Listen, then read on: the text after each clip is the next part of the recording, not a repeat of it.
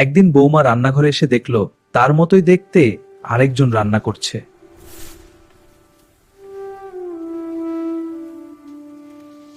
বুদ্ধিমতী বৌমা তখন একটা চালাকি করার কথা ভাবল। ওগো রূপসী দিদি, তুমি তো খুব সুন্দর করে রান্না করছো। এই সরষের তেলটা দিয়ে একটু ভাজা করো। কেন, এই তো দিচ্ছি।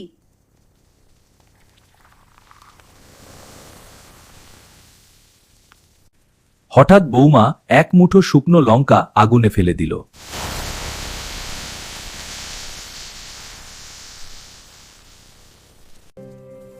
ওরে বাপরে, এ কি পোড়া গন্ধ, আমার নাক জ্বলে গেল।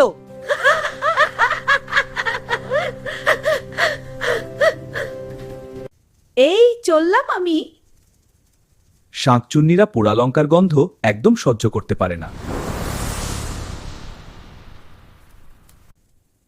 বুদ্ধি আর সাহস থাকলে বিপদ থেকেও রক্ষা পাওয়া যায়।